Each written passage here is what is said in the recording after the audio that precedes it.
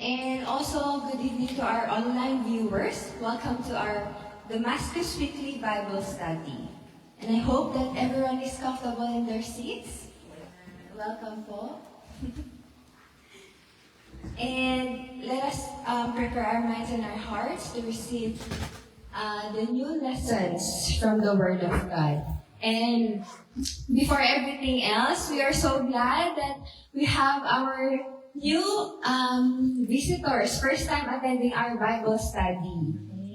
And let us all welcome Ate Christ. Praise. Ate Christ May. And si Ate JB po. Welcome po. Welcome po. And can you high five and greet each and everyone and say good evening? It's nice to see you here today. Good evening. It's nice to see you here today. Amen. And before we start, let me read to you this verse. It says in Hebrews 11:1. Now, faith is confidence in what we hope for and assurance about what we do not see. And in verse 6, and without faith, it is impossible to please God, because anyone who comes to Him must believe that He exists and that He rewards those who earnestly seek Him. And faith in Christ is the most sure foundation for our life. Who else has conquered death? Faith in God who has created the world. Where else will you put your hope? It tells us that faith is not just believing that God exists. Faith is trusting God before the evidence appears. It's a posture of the heart that says, God's promise is more real to me than my present situation. And I will walk as it is already done even when I cannot see it yet. So mga kapatid, let us all have faith in the Lord even if we don't see what is ahead of us. Diba? Amen. And may I all please ask everyone to stand as we open our Bible study in prayer. Lord, we thank you for this day, O Lord God. Hallelujah, Lord. We glorify your name, Jesus. And we magnify your name. Lord, we are sorry for the sins we have committed, Lord God, whether it is intentional or unintentional, O Lord. Cleanse us, O Lord. And, O Lord, please cleanse our hearts and our spirits and our mind, Lord God. Help us, O Lord, maging cleansed, Lord God, before you, O Lord. And Lord, we lift up, Lord God, this night, as we gather for our Bible study. Help us to understand your word and to know you more, Lord. Mold us according to your will, Lord Jesus. And also, Lord God, we also pray for our brethren, Lord God, who are not here. We remember them, O Lord. Keep them safe. And we pray, Lord God, that next time they will be able to join us as well in our gatherings. Lord, we are also asking, Lord God, for your guidance and help, Lord God, for our speaker tonight, Lord. Thank you for the life of Ninong Reg, Lord God, and continue to bless him and his family, Lord God, for looking after us, oh Lord, and for using him mightily, Lord God, as he shared your message, oh Lord. Lord, we lift you up, Lord God, for this night. Holy Spirit, teach us, Lord, and be with us. Amen. Lord, kayo po ang pinupuri namin sa gabing ito, Lord God. We praise you and we magnify your name in Jesus' name. Amen.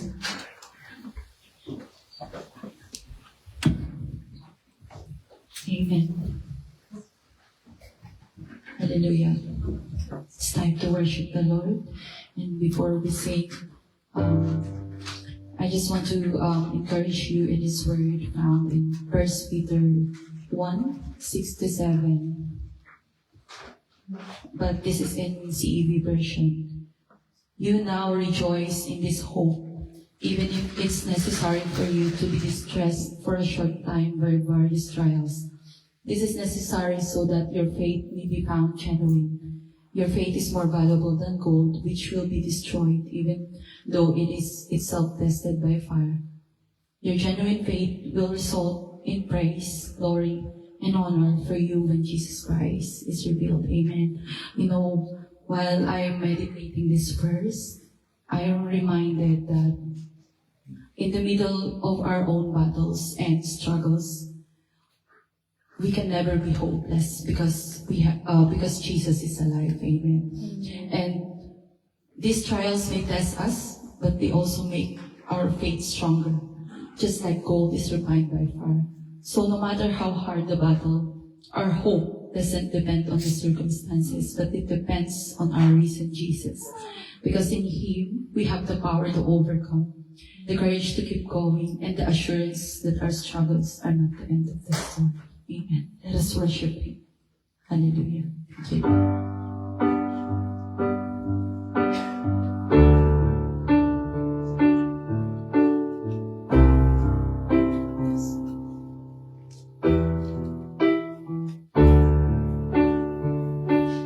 Break the castle that lay between us. How high the mountain I could not climb.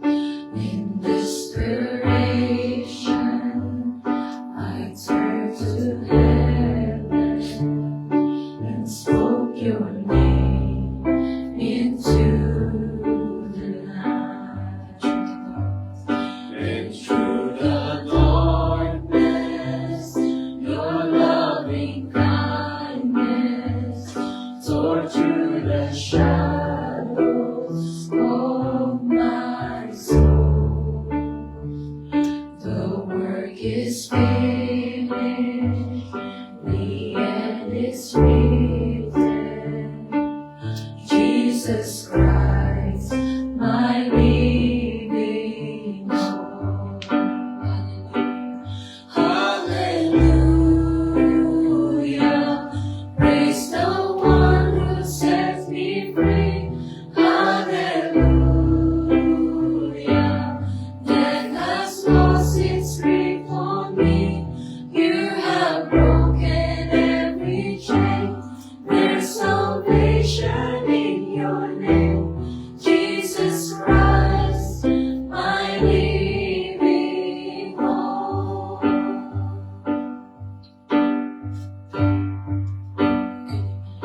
Who could imagine so great a mercy? What heart could fathom such boundless grace? The God of ages stepped down from glory to wear my sin and bear my shame. The cross is broken. The cross has spoken. I am forgiven. The King of Kings calls me His own. Beautiful Savior, I'm yours forever. Jesus Christ, my living hope. So sing hallelujah. Hallelujah. Praise the one who sets me free. Hallelujah. Death has lost its grip on me. You have broken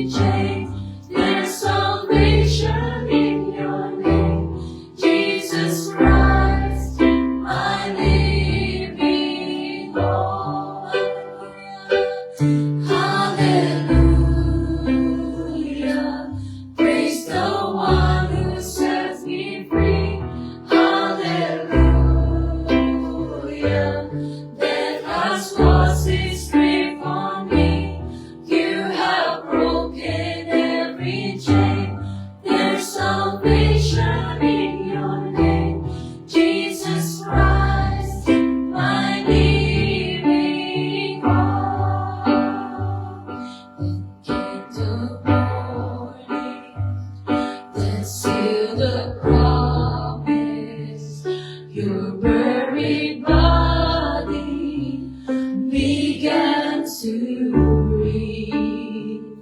Out of the silence, the roaring lion declared the grave has no claim on me. Can you sing that once again? Then came the morning, the silver promise, the buried body began to breathe. Out of the silence, the roaring lion declared the grave has no claim on me.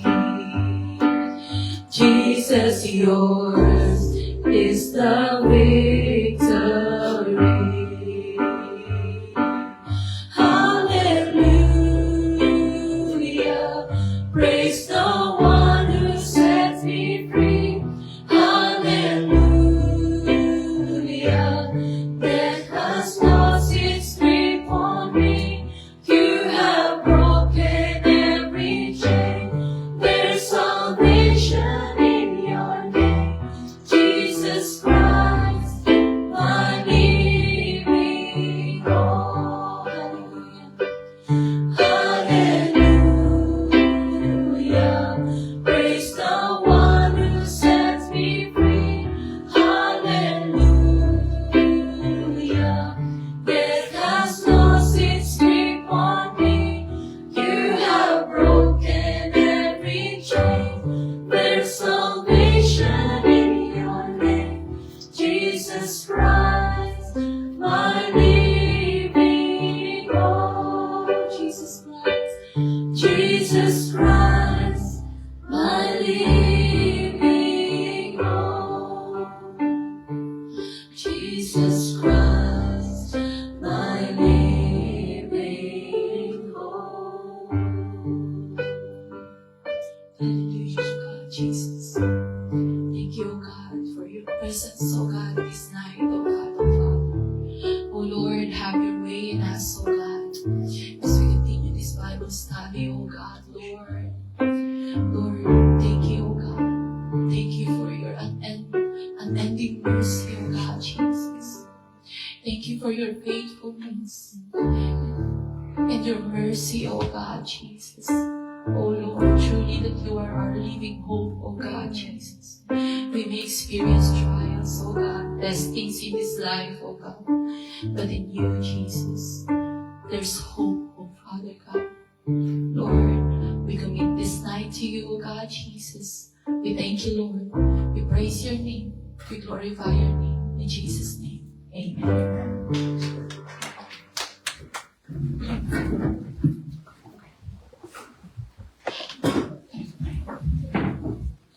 Amen.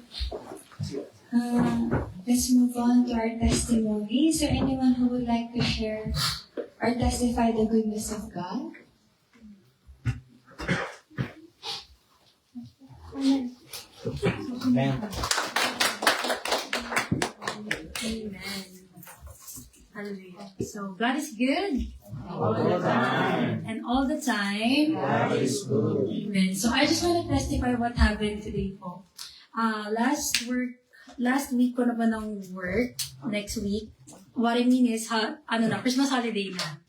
And then at first po, what I knew is, I'm gonna be unpaid, and I will be using my accumulated annual leaves. Kaso po, I've only been here for 4 to 5 months, and of course, hindi po enough yun to cover yung 3 weeks na wala pong pasok. And then, I was waiting for the perfect opportunity to ask my center manager about requesting an advance leaves po para I will be paid all throughout the Christmas break. And then, so I was praying, wala na siyang ginagawa. And then, I asked for a favor. So, kinausap ko na po siya. And she was just so chill when I was asking it. And then sabi niya, no, you will be paid all throughout the Christmas break. And then I told her na from what I've heard from a colleague, ayun, na yun nga, I will be unpaid. So sabi niya, okay, I'll confirm to our payroll officer if he will be paid or what, ganyan. And praise God, after calling dun sa payroll officer namin, it was confirmed that I will be paid for the Christmas break. So God is so good. Kasi po, yun nga po, He really provides all of our needs, and I can relate so much dun sa sinabi po kanina ni Sister Majesty, that even if we don't know the things ahead of us, my circumstances, but God knows. He has planned everything in advance na. We just really need to trust in Him. Amen. So, God is good.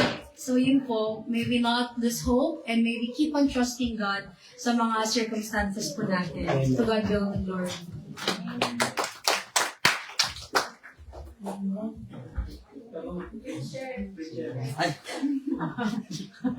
Anyone else po?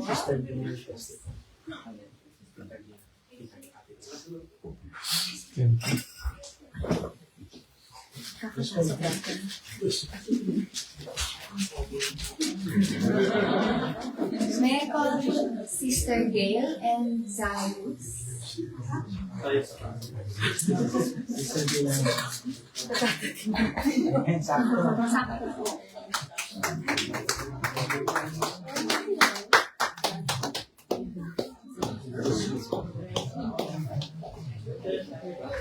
Good evening po. Buti umabot kami. So, we're gonna testify about our water baptism yesterday. Amen. Okay? So, good evening po. I was born and raised in a Catholic household, surrounded by family and relatives who were all devoted Catholics. From kindergarten until college, I studied in Catholic schools. And then I received the sacraments of baptism, Holy Eucharist, confirmation, penance, and matrimony through the Catholic Church. After getting married and blessed with children, I raised my own family in the same way, attending masses regularly when we were in the Philippines. And when we moved to Qatar, I have let my children enter the catechism classes while still regularly attending the Friday Mass, believing that being Catholic was enough to know God.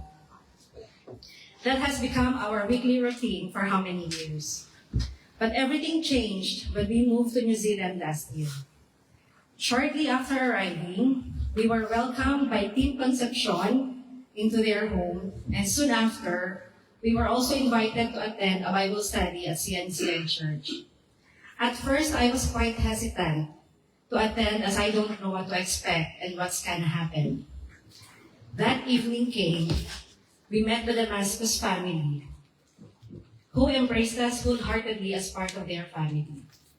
The moment I stepped into the church, I felt something I had never experienced before. Goosebumps, tears, and a deep stirring in my heart as worship songs filled the room. I still remember that song, Worthy is Your Name. It was then I realized, maybe God has been waiting for me all along, calling me to truly know Him. After some time, my daughter felt convicted and decided to undergo water baptism, fully prepared to accept Jesus into her life. My husband and I supported her decision. And even though my son, Aloysius, wanted to follow his sister and wants to have water baptism as well at that time, I told him and encouraged him to wait a little more until he truly understood its meaning. Still, our family continued to attend both Catholic Church and CNCI Sunday services alternatively. But I began to notice something. I felt more at peace, more connection, and more intimacy with God during the Sunday services at CNCI. The prayers felt more personal, and my heart felt drawn closer to Jesus. And to tell you honestly, my music playlist have also changed from songs of different genre to now an album of praise and worship songs. Amen. This playlist I love to listen to every morning. One day, Brother Reg and Sister Kay have introduced me to Sister Al from the children's ministry. It was then I found out that the church has planned to open Sunday school for 9 to 12 years old. Without hesitation, I enrolled my son in the children's ministry classes, grateful that he could learn more about Jesus alongside children of his age. Meanwhile, some of our brethren at CNCI encouraged me to consider water baptism. At first, I quite hesitated, telling them I am not yet ready. Then Brother Reg also came to me one day encouraging me to do it, and I told him that I was still praying about it. Why? Why am I still hesitant despite already knowing Jesus and accepting Him in my life? My heart was so torn. I guess I'm still holding on to my Catholic upbringing. But when my daughter testified at the pulpit, expressing her hope that her parents would also soften their hearts to accept Jesus, her words pierced me deeply. I realized then that faith is not about religion or rituals. It is about truly knowing Jesus, Amen. truly accepting Him, Amen. and truly offering our lives to Him, because He is worthy of all our praises and worship. He chose to die to save us from all our sins, and He calls us to follow Him wholeheartedly. I always ask myself, am I ready now? When will I be ready? I keep on asking this myself, even though deep inside, I already know the answer. As my son continued his nightly Bible reading with Sister Jane alongside with other kids, I saw his faith growing. When I asked him if he was ready for water baptism the other night, he answered with conviction, looking me straight in the eye, telling me, "Mommy, I am ready anytime." His words confirmed what God had already been stirring in my heart. And so, after months of prayer, reflection, and wrestling with my spiritual journey, my son and I finally made the decision to follow Jesus through water baptism. Yesterday, 11th of December, at Eastern Beach, before the clock strikes 8 p.m., yours truly at 40 years old and my son at 11 years of age, we both submitted ourselves, buried in Christ, and raised to a new life together. And we were both so blessed that our Damascus family were there to witness this most important milestone of our lives. Amen. Thank you, Lord. I am also grateful to our home group Joy, for they are consistently encouraging me toward water baptism, and I deeply appreciate as well our leaders, Brother Reg and Sister Kay, for their ongoing spiritual guidance and support. This time, it is no longer about tradition or religion. It is about surrender. Amen. We are offering our lives to Christ, and there is no turning back. No turning back. Luke chapter 9:23, then he said to them all, "If anyone desires to come after me, let him deny himself and take up his cross daily and follow me." We are still a work in progress, and our journey with Christ is ongoing. We are far beyond perfect, but we are sinners saved by grace, living each day in His mercy. Though imperfect, we are redeemed. Amen. So there is no more turning back to our old lives. Forever, we will choose to continue following Jesus. So here we are, publicly declaring our faith in Jesus Christ. All praise and glory to our Lord Jesus.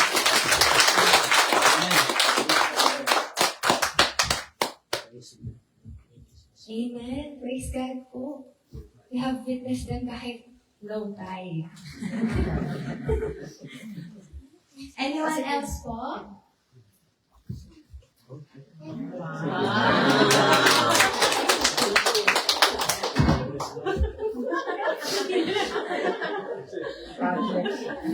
Amen. Thank you, Lord.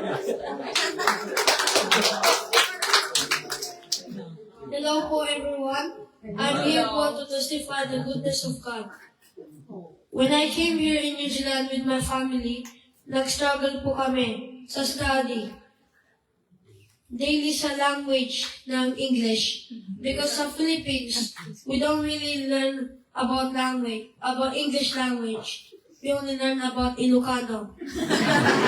Gusto ko na po umuwi sa Pilipinas noon dahil natatakot po ako. But thanks to the teachers and my friends, they help me to speak English, especially the Damascus family.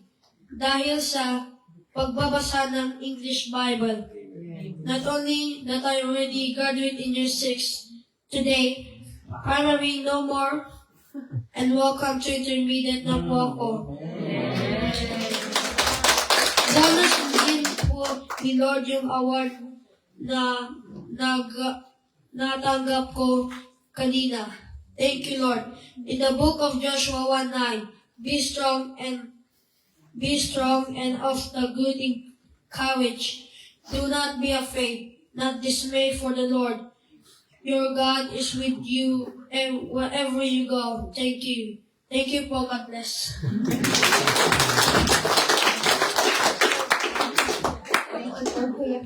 Ngayon, konya na po siya. Anyone else po? Who wants to testify the goodness of God? Amen. Next week naman po, we'll have Amen. more. Wala na po ba? We'll have more testimonies for next year. Amen. Now let us prepare our hearts and mind as we hear the word of God through the life of Ninong Red. Amen. Amen. Come on, kindly greet your seatmates. Say, I love you sometimes. Amen. God is good. All the time. All the time. God is good. Beautiful testimonies. Amen. And yesterday we had a water baptism. It was a very beautiful gathering. Water baptism we had at this time. Praise God and congratulations again to Gail and Sayus. Next week we will have one. But it will be an intimate. So siya lang po mag-isa. Lulubog niya yung sarili niya. Amen. And welcome to Richelle. Welcome to your home, Richelle. And May and Glenn and Renai. Amen. Praise God. And beautiful testimonies. And I praise God for the testimony again. Because some of the words and verses that she mentioned is also in the message that the Lord will give to us tonight. And I was even asking the Lord, it's so simple, it's so plain, the message that you're going to give to us. Maybe there's another message. Maybe this message already, people are already aware of this message. But the Lord put it in my heart. Actually, a week ago, He already gave me a title. So I wrote it down, said, Lord, is this the message that you're going to give to us in our Bible study? And it was confirmed, as they passed by. Amen? Praise be to God. And we also welcome those who are doing our Bible study for the first time. We love you with the love of the Lord and you are welcome. So together, let us grow in the knowledge of the Word of God. Amen? Ready na po? Game ka na ba? Amen. Last week, we had evangelism. Evangelism is where you share the Word of God to people for them to know Jesus Christ. As Christians, that's one thing that one of the purpose that the Lord has put in our hearts as Christians is to share the love of Jesus Christ. And just like what Sister Gail testified, growing in a different faith, in a religion, I thought, even myself, that that's enough. I already have a religion. I don't need any other faith. I have this religion already. Until the Lord spoke from my heart. Because many people share the gospel of the Lord Jesus Christ to me. And last week in our evangelism, Brother Jason encountered a woman. And I was prompted as well to go to that woman in Pakuranga Night Market. And that woman was carrying a shopping cart. She was talking to Brother Jason. Where's Brother Jason? Nilipad na ba ng bahay? With Brother Jason. And I jumped in. I was with Brother Jason. And I was just listening to the woman. She had many suggestions on what we need to do, this and that, what we're doing when I was not effective, this and that. But of course, I know in my heart, when you are called to share the gospel, there is power in it. Because it is not us, but it's the power of God through His Spirit who will speak to the heart of man. Just like what you experience in your life, when you encountered the Lord. When the gospel was shared to you, when the message of Jesus Christ was shared to you, it's the power of the Holy Spirit that brings conviction to our hearts. And while she was talking a lot, of course, I do not condemn her, I do not judge her. With the Holy Spirit prompting, I then asked the woman, because she was talking about her faith. I said, do you believe in Jesus? That's the question that I asked that woman. Do you believe in Jesus? So she had many things explaining this and that. And then I asked again, do you believe in Jesus? And he said, she's telling me that I'm judgmental, this and that. And she started mocking and judging me. He said that Jason is a more good man than you. I praise God, I know Jason is a good man. But prior to that, she was saying that she was part of a certain religion. She's part of a certain religion, but sadly, she can't even declare in her life, that she believes in Jesus. So it's like the same faith as ours as Christians. Again, being a Christian is not a religion, it's a relationship that we have with the Lord Jesus Christ. But her faith, they know Jesus, but sad to say, she can't declare that she believes in the Lord Jesus Christ. Now the question is, what about you? Can you confidently answer the question that do you believe in Jesus? Now, ask your seatmate, do you believe in Jesus? Do you believe in Jesus? Sumagot ba? Do you believe in Jesus? Do you believe in Jesus? If your answer is yes, I'm telling you that it is important for you to hear this message. Even if you say, you already believe in Jesus. Why? Because believing in Jesus somewhat become ordinary to people. Men and women can say, I believe in Jesus. I believe in Jesus. It's even more ordinary now for Christians that they say that they believe in Jesus. We need to understand that believing in Jesus goes beyond the ordinary. The natural. It must be dealt with a spiritual sense and importance. So tonight, to the Christians and to those who haven't met the Lord yet, this is an opportunity for us, to grow deeper in our relationship with God. If your answer is no, or maybe you're still thinking about it, am I here for us, because they want to convert me to a religion? No, of course not. If you are still unsure, you also need to hear this message, as if you have a choice because you're already here. But I know the Lord will speak to us. And let this message be an encouragement to you. Why? Because this will benefit and reward you if you put your faith in Jesus. This end of the year, lots of prize giving. End of the year in the school. And, I see students, even in summer school, students were very happy. Even if they don't receive, that's a reward of the fruit of their labor for the whole year. The same thing in the life of Christians. There will be a reward as we continue to walk faithfully with the Lord. Amen? So, I feel, I'm gonna use the word ashamed. I see two gentlemen wearing, sorry, I should have worn Americana as well. Congratulations to Ken and Zayus. Amen. So let's go to the scripture. Now, this question is, why do I need to believe or put my faith in Jesus? That's not the title. I will summarize it. The title is, do you believe? Do you believe? Now, let's go to the scripture. John chapter 3, verse 16. Let's start from verse 16. Actually, this scripture, I am only going to read 16 to 18. But, while I was sitting when we were worshiping, the Lord prompted me to read the other parts of the scripture in John chapter 3, the following verses. The Bible says in John 3:16, for God so loved the world that He gave Jesus Christ, His only begotten Son, that whoever believes in him should not perish but have everlasting life. For God did not send his Son into the world to condemn the world, but that the world through him might be saved. That's why we preach the word of God, because we want people to be saved.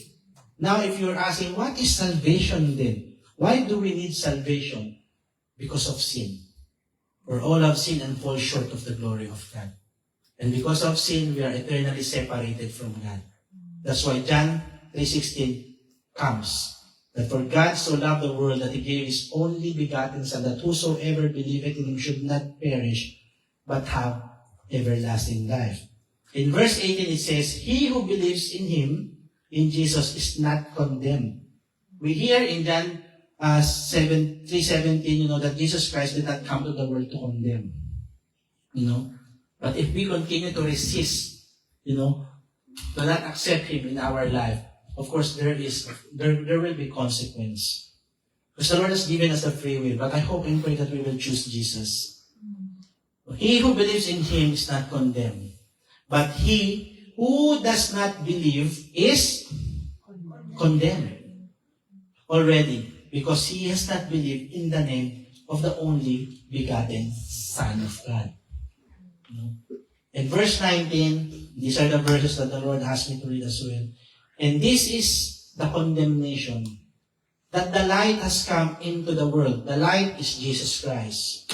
And men love darkness rather than light, because their deeds were evil. The reason why God sent Jesus Christ, for us to receive him as personal Lord and Savior, and for us to be saved.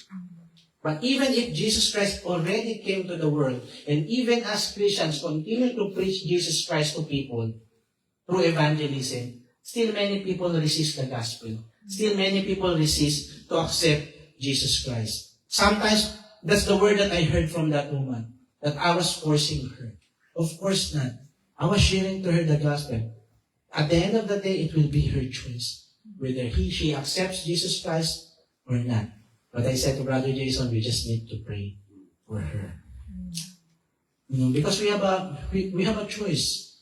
Whether we follow Christ, or whether, if we follow the world, or we follow our own selves. For everyone practicing evil hates the light. If you are continuously sinning against the Lord, you are not following the light. You hate the light. And does not come to the light, lest his deeds should be exposed. Everything that we are doing. Sometimes we think, my family cannot see what I'm doing. I'm drinking, this and that, I'm gambling, or I'm smoking, or I'm watching pornography, this and that. Sometimes we think, we do it privately, but it will be exposed. But even if we do it privately, mga kapatid, God knows. God sees every action that we are doing. But he who does the truth comes to the light, that his deeds may be clearly seen, that they have been done in God. Amen. Let's bow down our heads and pray. Heavenly Father, we praise and we thank you, O God, for this message that you will be delivering to us tonight. God, prepare the hearts of your people. I pray in Jesus' name that as we hear your word, we will respond, Lord God, to your call for us to continue our walk with Jesus Christ. At the same time, those who have heard this message for the first time will come to the Lord Jesus Christ. We thank the Holy Spirit for leading and guiding us tonight. And this I pray in Jesus' name. Amen. And we see in the Bible verse in John 3:16 that believing in Jesus gives us the assurance of salvation and eternal or everlasting life. Our life here on earth is just temporary. After our life here on earth, there will be just two destinations, heaven or hell. And I hope we choose Christ to be with him forever and ever. And not believing in Jesus brings condemnation and eternal separation from him. When Adam and Eve sinned against God, they were separated from God. And because we are apu-apuhan, what you call that in English? Great grandchildren. We inherited that sin. We are all sinners. We cannot say that we don't have any sin. Because the Bible itself declares that for all have sinned and fall short of the glory of God. Even I myself standing here in front of you, I cannot say I'm perfect. That's why I like what Gail said. She's not perfect. She's on the process. And that's what the Lord does in our journey of faith. Amen? That's why it's really important for us to put our faith in Jesus. Tell your seatmate, put your faith in Jesus. Put your faith in Jesus. Yeah. Sobra naman sa English again. That's why, and to those who said yes, that you believe in Jesus, I want you to understand that there is a greater accountability when you say you believe in Jesus Christ. There is a greater accountability on our part. I will include myself. Why? Because there are many professing Christians who declare that they believe in Jesus, but yet they are not living their life in accordance to the standard of God. What does it mean? You're still living in your own life. Our goal is Christ-likeness. We cannot be like Christ, but the Lord, through His Word, will help us, to have that righteousness that comes from Him. Because the Bible says, be holy, for I am holy. That's why people, when they say it's born again, it's, ito na yung, alive, banal, holy. But the Bible itself says, that we can be holy. For God, our God is holy. Now, let me share with you my personal 4 points of what a man needs to do when he says he believes in Jesus. So these 4 points, I did not get it from any other preaching. I said to the Lord, give me points, personal points that I would like to share to the brethren. Number 1, complete trust. Now look at your seatmate. Do you trust your seatmate?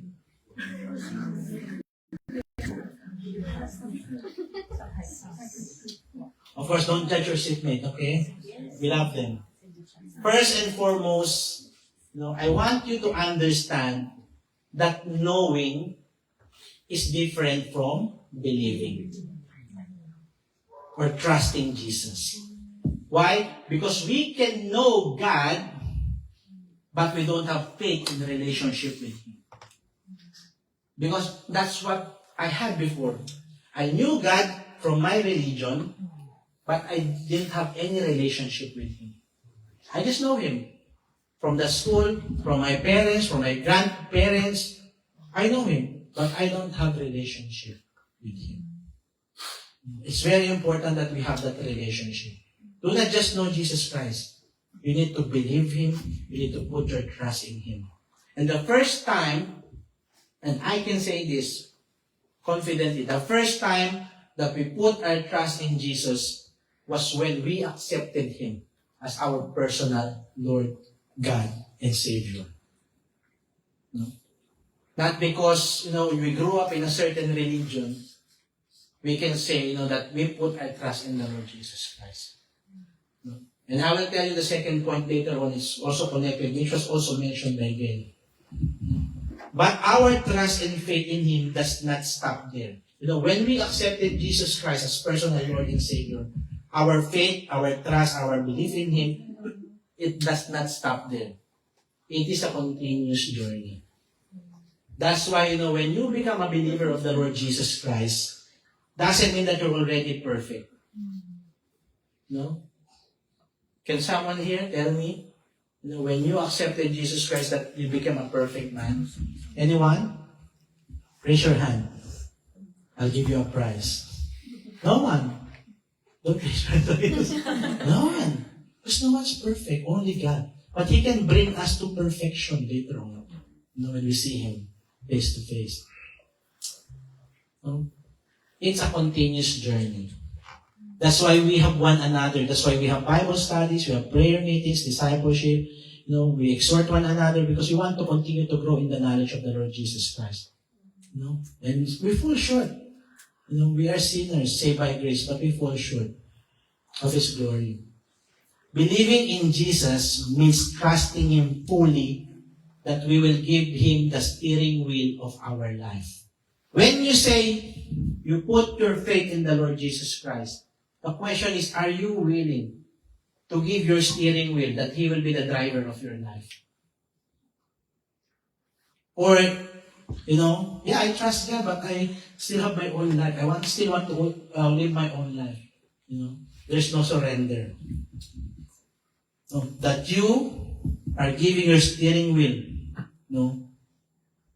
to the Lord Jesus Christ. Finding that His leadership and lordship. When we say lordship, He is the one who's going to rule in your life. Brings true freedom and purpose. Why? The Bible says, if you know the truth, if you know the truth is Jesus Christ, because the Bible says, I am the way, the truth, and the life. No one comes to the Father except through me. If you know the truth, you will have freedom. You will have freedom. It will set you free. Now the question is, have you given your steering wheel to the Lord? And let Him lead your life. Because if you do that, it means you're fully trusting in the Lord. It means saying yes to His ways. Even, life can be challenging. Tell me, when you become a Christian, did you have a perfect life, that you didn't have any problem? We are not excused from it. But those circumstances strengthens our faith. And finding strength in His guidance rather than our own limited wisdom. Yes, we have a wisdom. But do we use our own wisdom instead of fully trusting in the Lord?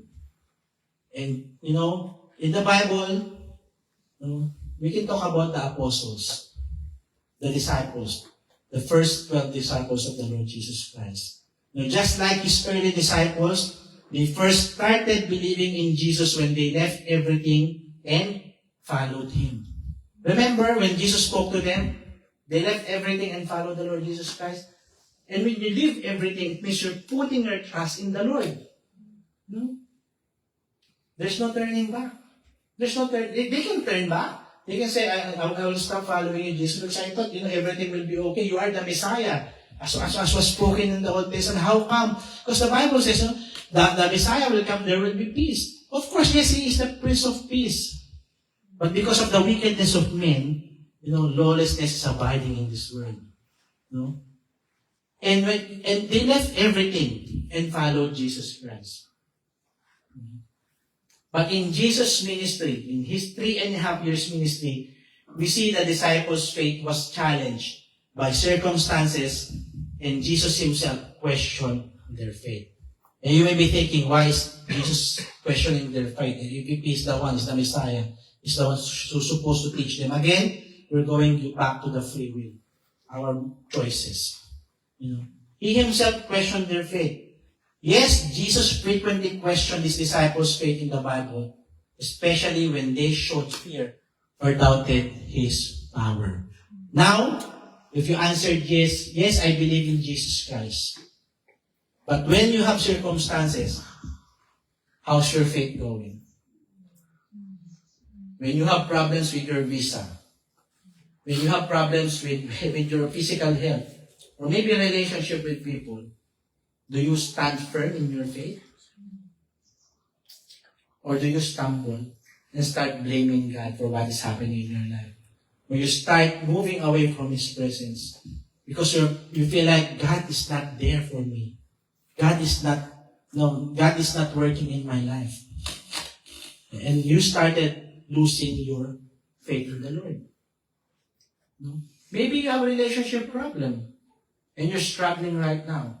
I encourage you, put your faith in Jesus Christ. Amen. You cannot find assurance from men. You can only find hope and assurance from the Lord. Amen. The Bible says, come to me, all you weary and heavy laden, and I will give you rest. If you're struggling, I don't know why I'm saying this. I can feel it in my heart that someone's struggling with relationship. And I'm encouraging you, put your faith in the Lord Jesus Christ. He is your helper. He will give you peace. Amen. But it's true when we experience challenges, problems in life. Sometimes we become double-minded people. We trust God, but we want to try to find ways. Of course, it's good to find ways. But if you do not consider God first and you try to find ways on your own, it means you're not fully putting your trust in the Lord Jesus Christ. As if we know that I'm better than, what the Lord can do. I'll do my own ways. Because we have been given a permissive will, our own will to do things. But if we submit our will to the Lord, it means that we are fully or completely trusting in the Lord. Now, I'll give you an example in the Bible. When they showed fear and doubted His power, in Luke 8:25, it says, "Where is your faith?" During a storm. The same thing that when we are encountering problems in life, if the Lord will ask us, "Where is your faith?" Where is your faith, my brother and my sister? Now ask your sister, where is your faith? Or your seatmate, where is your faith? And I believe the Lord is reminding us, if we say that we believe in Jesus Christ, do you believe? When we answered yes, the Lord is speaking to us. Where is your faith? Even in your circumstances. And even rebuking Peter in Matthew 14:31. O you of little faith, Matthew 14:31. O you of little faith, why did you doubt? This is when he started sinking while he was walking on the water. Even in our life, it feels like everything's going well. We're smooth sailing. And then problems come. And then we're slowly drifting. We're slowly sinking. Because we're trying to find answer. How come the Lord is not answering, my prayer in my situation? We need to put our trust, our faith in the Lord Jesus Christ. In this situation, the two examples I gave highlighted the apostles' fear over trusting Jesus in difficult situations. And you know what the Lord did? And praise be to God. Jesus Christ is an all-knowing God, and He's a very compassionate God. When the apostle experienced this, it served as a crucial teaching moment for Jesus.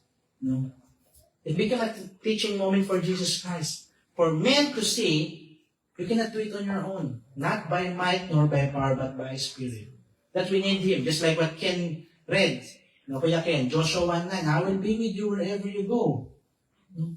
Prompting the disciples to recognize His divinity as God. Because He is God. He can help you in your situation. And I know we can relate to this because all of us here, most of us here, or maybe some of us here, we have circumstances in our life right now.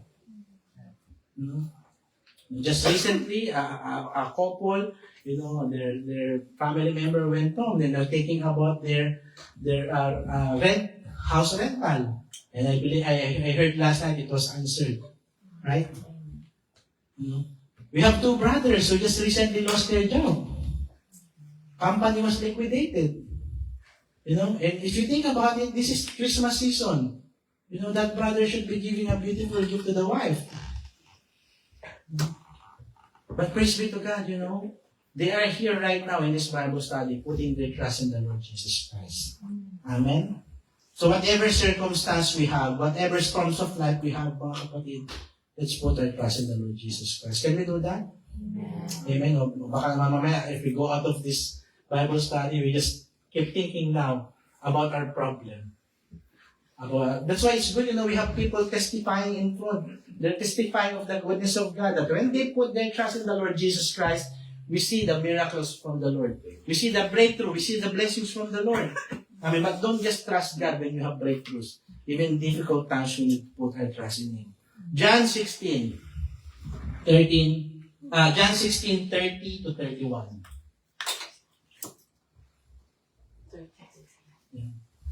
John 16, 30, 31. Now, we are sure that you, Jesus, know all things and have no need that anyone should question you. By this we believe that you came forth from God. For God so loved the world that He gave His only begotten Son. No? So God sent Jesus Christ, but they are co-equal, co-eternal. Is God, Jesus Christ, and the Holy Spirit. That we should not question you. By this we believe that you come forth from God. And look at the response of Jesus Christ. Jesus answered them, do you now believe? Do you now believe? Do you now believe? Do you still want to see many signs and wonders for you to start believing? The Bible says in Hebrews chapter 11 verse 1 that, can someone recite? Faith is a substance of things hoped for. Evidence of things. The evidence of things not seen. Even if you can. So what's number one?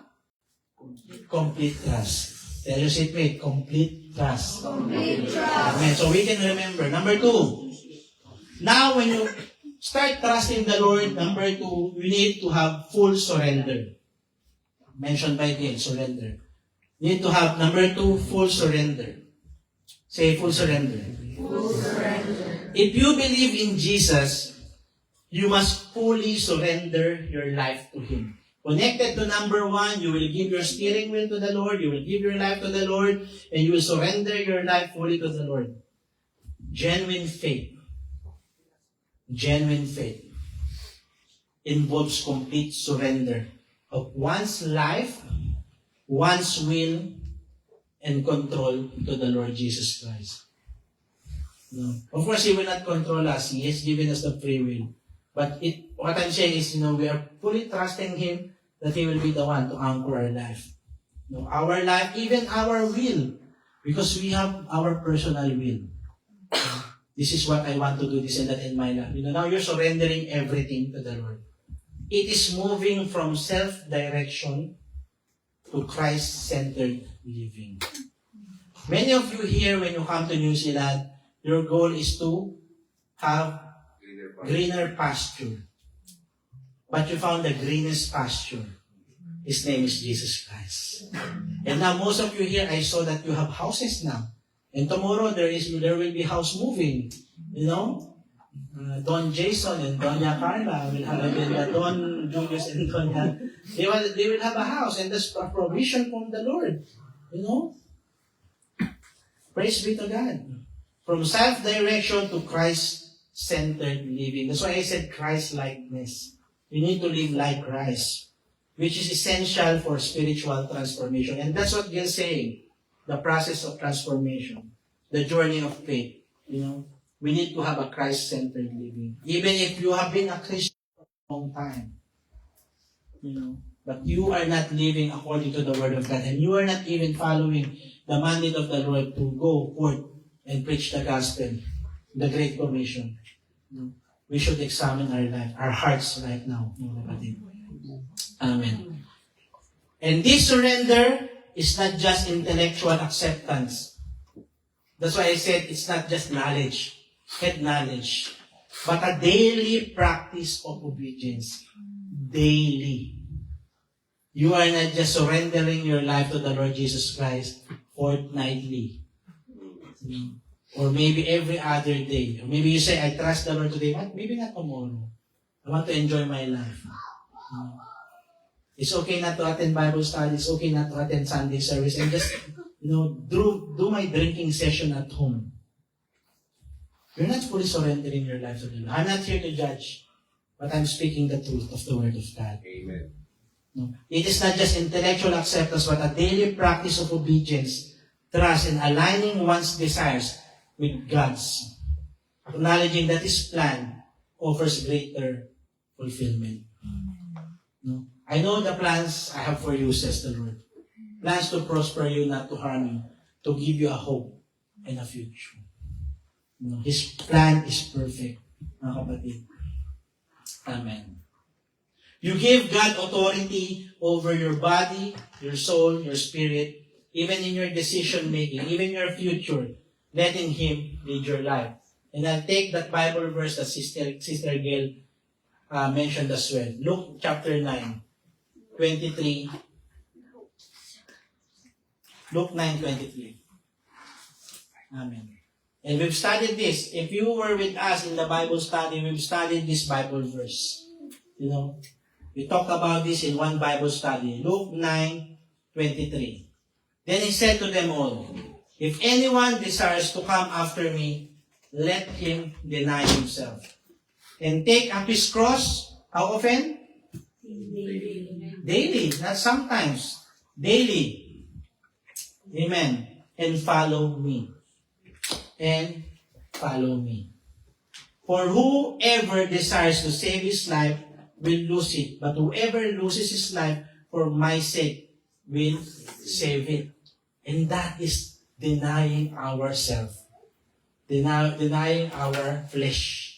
You know, and completely trusting and surrendering our life to the Lord Jesus Christ. Full surrender also talks about surrendering to Jesus, our old self. You know, our old lifestyle, our own sinful habits and nature. 2 Corinthians 5:17 it says, if anyone is in Christ, he is a new creation. The old has passed, behold, the new has come.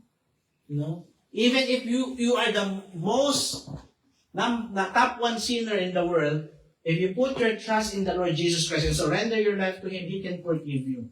He can cleanse you. And He will call you son or daughter of Christ. So when you have accepted the Lord Jesus Christ, are you now living a new life? Or you are still chained or bound in your own old lifestyle? You still see yourself secretly, without people knowing, that you are drinking alcohol, that you are gambling, that you are watching pornography, that you are still gossiping, that you are still committing adultery, and these things. These are not my words. This is what the Bible says in the book of Corinthians. You know? Or are we Christians who are, backsliding, drifting away from the Lord? We need to examine our hearts, mga kapatid. We are now called to surrender, to shed our former way of life. Corrupted by sin, and embrace the new identity in Christ, reflecting God's righteousness and holiness. And when you know someone doing these things, gently correct them, rebuke them. Not because you are perfect, but because you love them and you don't want them to continue to doing this old lifestyle. I was an alcoholic before. In my life, I was also addicted to pornography. But I surrendered my life when I surrendered my life to the Lord Jesus Christ, no turning back. No turning back. Because it's gonna be, you will be a hypocrite saying that you believe in Christ, but you are still doing these things. You need to walk in the newness of life. Tell your seatmate, walk in the newness of life. Walk in the newness of life. Kala ko sino nang galing dito. Walk in the newness of life. Amen? That's why people, they don't want to come to Jesus. They don't want to accept Jesus Christ as Lord and Savior. Why? Because they cannot live their own lifestyle. They cannot live their own life. But I tell you, there will be more reward if you follow the Lord Jesus Christ. If you start taking up your cross daily and following Jesus Christ. Amen? Ephesians chapter 4, 22 to 24. Do not be confident, mga kapatid, say, I'm serving the Lord, I'm doing this and that. But if your life is fully surrendered to the Lord, we will be accountable to Him. That you put off your former conduct, the old man which grows corrupt according to the deceitful lust, and be renewed in the spirit of your mind, that you put on the new man which was created according to God, not man, in true righteousness and holiness. So it's not our own righteousness, our own holiness, but the righteousness and holiness that comes from the Lord. And we also studied this Bible verse in Galatians 2:20. When you follow Jesus Christ, the Bible says, Galatians 2:20, I have been crucified with Christ. It is no longer I who live, but Christ lives in me. And the life which I now live in the flesh, I live by faith in the Son of God, who loved me and gave himself for me. And that last part is very powerful. You know, Jesus Christ in John 3:16, God sent Jesus Christ because of His great love. The same thing with the Lord Jesus Christ. He offered His life for us because He loved us and He gave Himself for us. He died for you and me. He died for you and me. So what's number 2? Complete surrender. Full surrender. Number 1, complete trust. Number 3, obedience. And this is a hard thing for people. And I pray that you know that we will exercise this daily. Obedience. Tell your seatmate, obedience. Yes. John 14:15. Because of the great love of the Father, you know, we also learn to love God.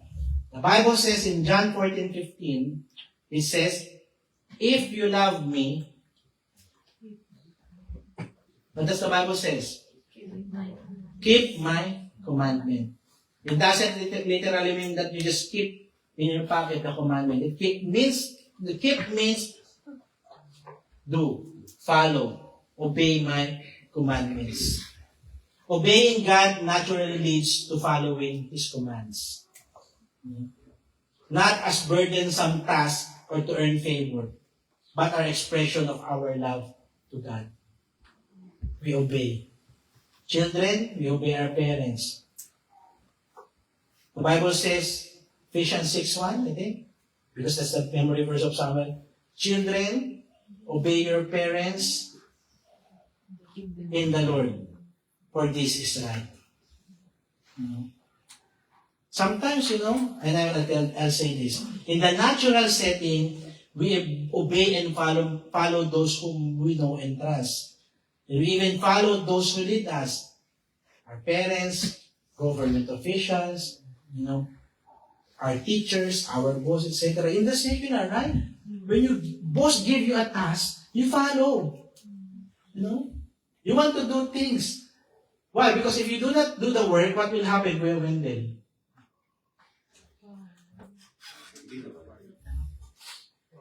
There will be consequences. No? There will be performance appraisal. You're not doing your work, okay, time to let you go. We do it. How much more with God? He is even higher than these people here on earth. But I'm not saying you do not follow in Romans chapter 12 it says that we need to follow earthly authorities. Acts chapter 5:29. We ought to obey God rather than men. You know? So it's the same thing in the spiritual. If in the natural setting we follow people, no, the same thing in the spiritual, we obey and follow Jesus because we have that genuine trust in the relationship with Him. No? And most importantly, because He is God. He is God, that's why we follow Him. We follow Him. If you do not follow Jesus Christ, He will follow you. He will spank you. There will be consequences. You know? The problem most of the time is we do not fully obey God. No. We are still trying to exercise our own personal permissive will. No. We cannot also give up or fully surrender our lives and our old lifestyle to Him. Why? Because in our old life, you are enjoying these things. I was enjoying pornography in the past. But I learned to realize when I started coming to know the Lord, it was just, sinisira, destroying my life. I thought it was just okay. But it's not. No? I thought alcohol was just fine. Anyway, I'm just enjoying my time with my friends drinking.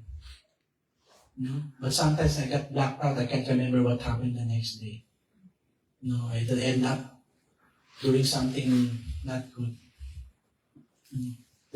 Our body is the temple of the Holy Spirit. And we should take care of this body. We cannot see everything. I cannot see everything what you're doing. No? You cannot see everything that I'm doing, but the Lord sees what we are doing. You know? Amen. Remember that partial, 1 Samuel 15, 22 to 23. Remember the story of Samuel, of Apostle Saul, King Saul?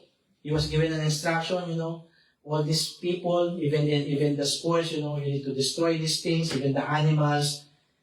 In 1 Samuel 15, 22, 23, you can read it from here. No? The Bible says, it's not written exactly, you know, partial obedience is disobedience. If you just partially obey your parents, you are still disobeying them. The same thing with God. If you partially disobey God, you are actually disobeying Him. No? Saul's selective obedience was seen as rebellion. So when we are not putting our obedience to the Lord, our full obedience to the Lord, we are rebelling against Him. You know, and what happened to King Saul, that cost his kingdom. Because when the Lord, you know, when God, what He did, He knew what was, you know, He's given us His will, free will, but He still chose not to destroy everything.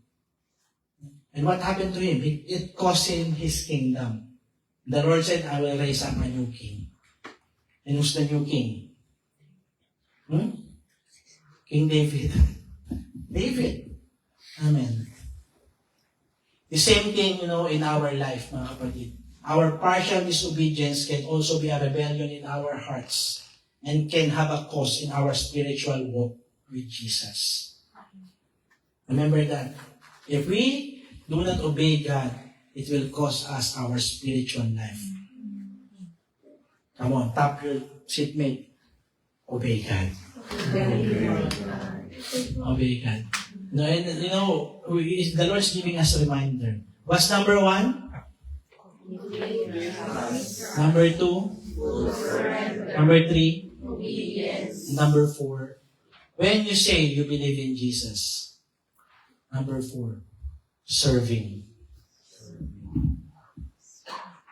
When we say we believe in Jesus as our Lord and Savior, then we must serve Him. We must serve God. In Matthew chapter 4, verse 10, you shall worship the Lord your God, and Him only you shall serve. But again, don't take this literally that you say, you know, Him only that I should serve. So I mean, I do not have to serve men. The Bible says, you know, you serve God, you serve men. You know? But we need to serve God. Faith, belief in Christ is not passive. It is a total commitment to God. When you decided to follow Jesus, it is a commitment that you need to have in the Lord. John 8:31. The Bible says, if you abide in my word, you are my disciples indeed. So we know what a disciple. What is a disciple? Sister Jelay. Nagtatawag, Brother Rich. What is a disciple? A follower. And when you are following Jesus Christ, you have to serve Him as well. You know, that's what the apostles did. They didn't just follow Him, they served Jesus Christ. They served Jesus Christ. But the good thing about Jesus Christ, He showed them the model of servanthood. He washed the apostles' feet. He served the apostles. So we can understand, even in the present days, you know, that what Jesus Christ did when He washed the feet of the disciples, is He practiced or He modeled a life of servanthood. And that's what we need to do as well. And I'm so blessed seeing that in this cell group. I was just, contemplating, reflecting what happened in 2025. A lot of young people started serving the Lord. You can see them in the ushering ministry. Someone will be standing on Sunday in the MC ministry. And we see young professionals as well, seeing them in front, serving the Lord.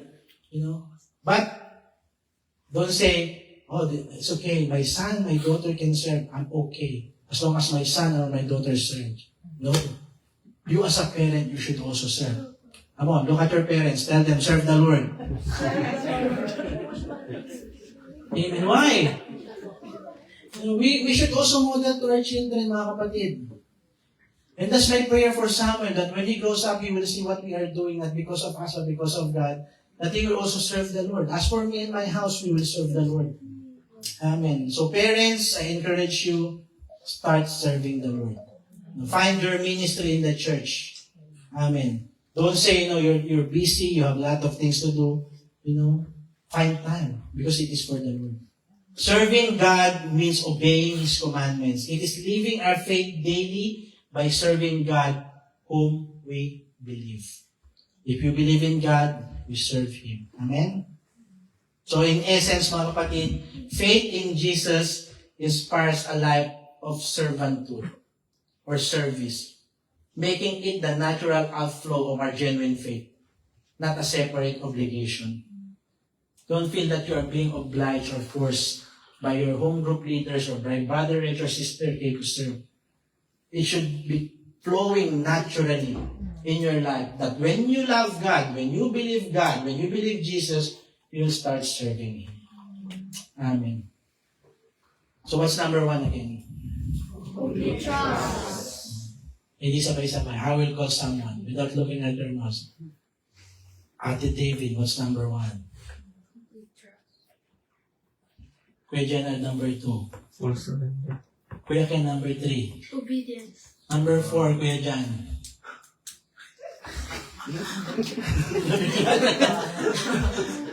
Number 4, serving. Wow. And that's my personal 4 points. That's my personal 4 points. I know there's many other ways that you can do that. But my prayer, mga kapatid, that these 4 things will speak to our hearts. If it's your first time to hear the message, or if you have been a Christian for a long time, it's very important. These are very essential in our spiritual walk with the Lord. That's why my prayer in 2026, I will see a lot of people, being elevated by the Lord. Because they are putting into practice these 4 points. Many will be promoted, young people serving the Lord, and even, I am going to say old people. Yeah, those old people. We serve the Lord. We need to have a complete trust, full surrender, obedience, and let's serve the Lord. Amen? So in conclusion, if we say we believe in Jesus, then we must put into practice these 4 points. We must fully trust in the Lord. We must fully surrender our lives to Him. We must fully obey Him and His commands. And how do we know His commands? Through the Word of God, the Bible. And we must fully serve the Lord. All these 4 points lead us to one thing. We need to have a genuine faith and loving relationship with Jesus. How can we do that? As if, it's so easy what I'm teaching you, mga kapatid, by giving your all to Jesus. Giving your all, not partial. And I will finish with this verse, Matthew 22, verse 37. And I love this verse because, these are Bible verses that being memorized by David and Samuel and their classmates in school. At a very young age, the Lord's already, implanting in their hearts the Word of God. You shall love the Lord, your God, with some of your heart. All of your heart, with all your soul, and with all your mind. Can we do 38 and 39? This is the first and great commandment. And the second is like it, you shall love your neighbor as yourself. But the 37 verse itself,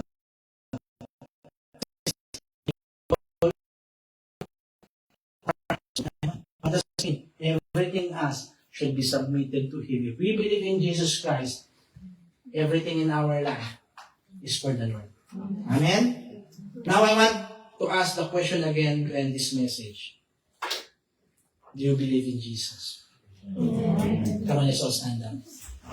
Amen. Again, don't take it lightly. When you say you believe in Jesus Christ, take take it seriously. For God, He was serious when He gave His only begotten Son to die for you and me. And remember, the death of the Lord Jesus Christ was not an easy death. He was mocked, He was beaten, spit on, He was scourged. He was there on the cross. You know, He was nailed on the cross. He was buried. But the good thing about it, for us to receive salvation and eternal life, He rose from the grave. Because He wants to save you and me. Amen? So my prayer, mga kapatid, I will not dictate your spiritual walk. We have heard the message.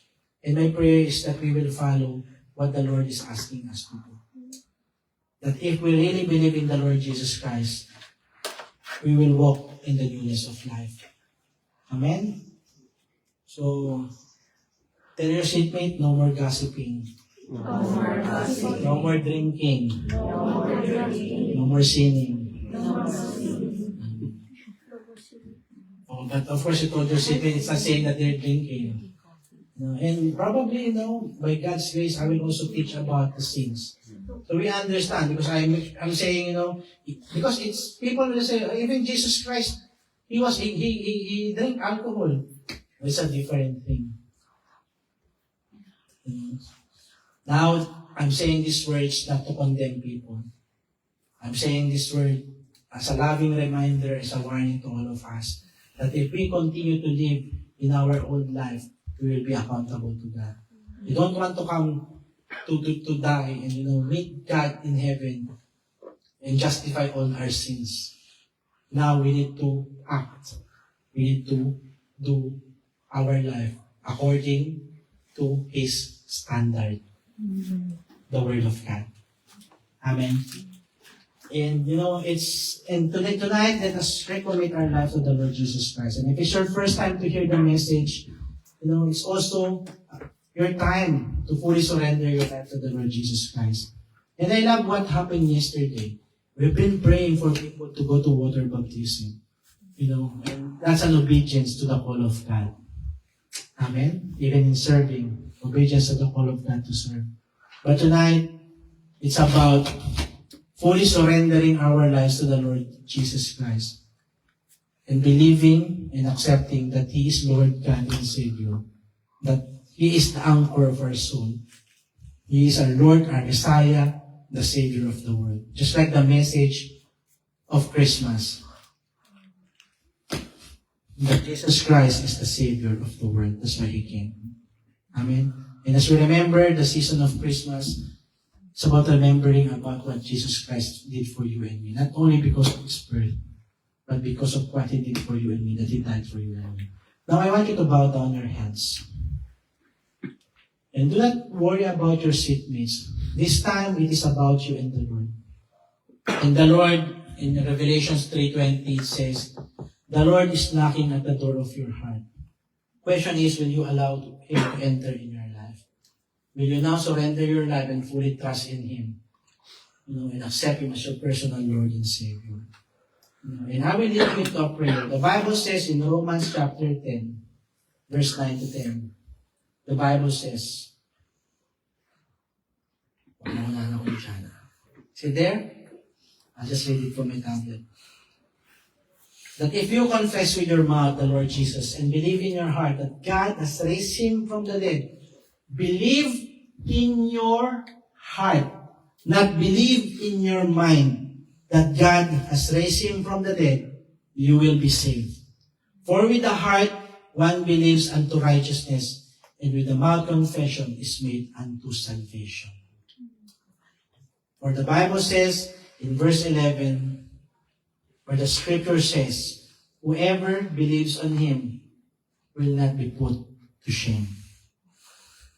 Amen? Amen.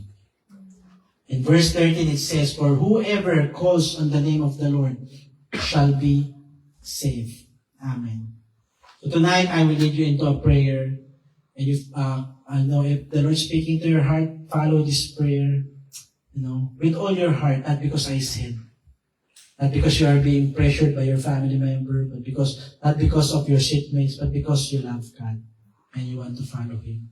And if you want to accept Him to be your Lord, God, and Savior, say this prayer. Heavenly Father, I praise and thank you that you have sent your Son, Jesus Christ, who died for me. But He did not remain dead. He was buried, but on the third day, He rose again. And because of your love, Jesus saved me. God, I accept your Son to be my personal Lord, God, and Savior.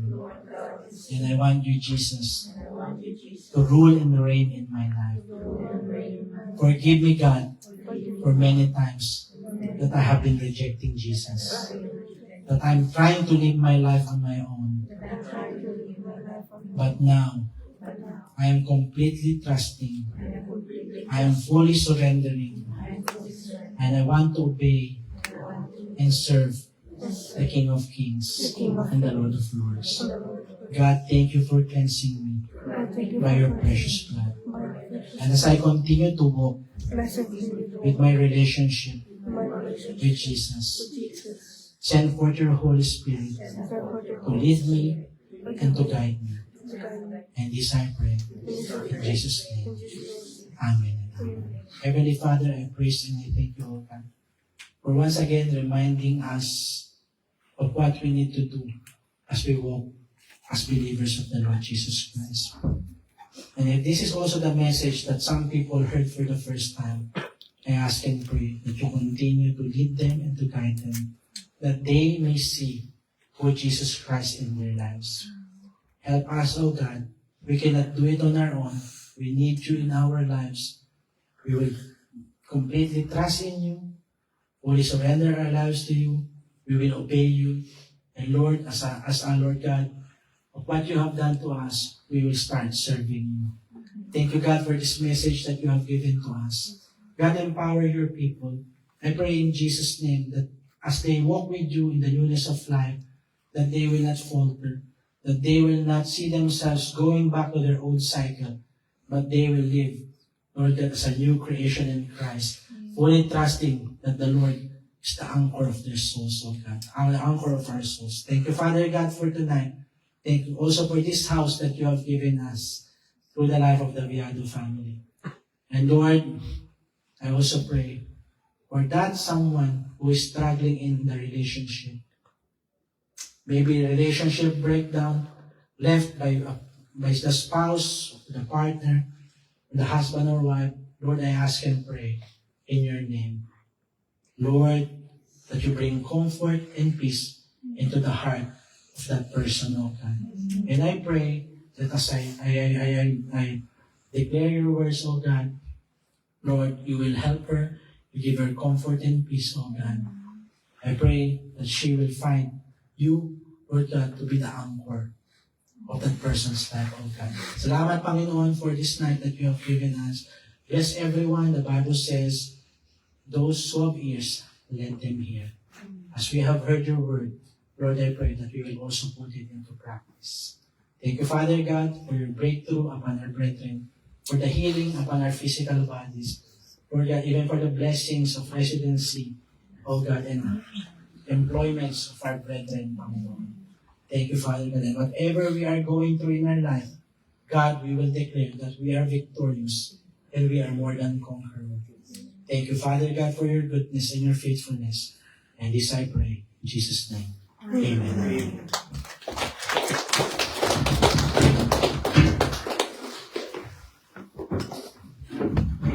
Amen. So let's not forget and put it to practice. For our announcement,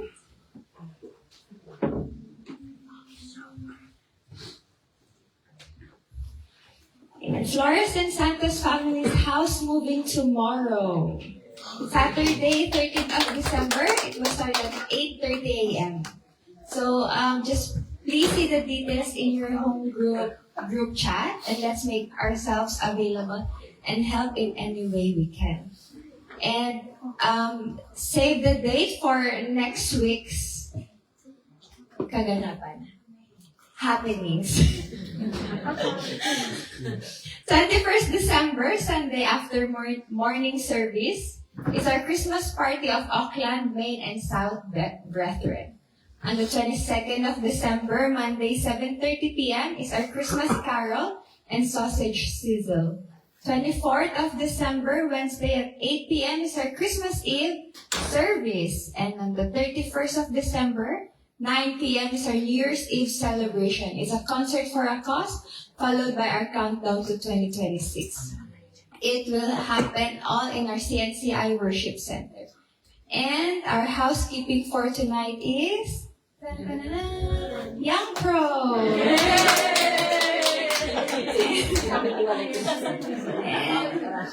It's for tonight or online.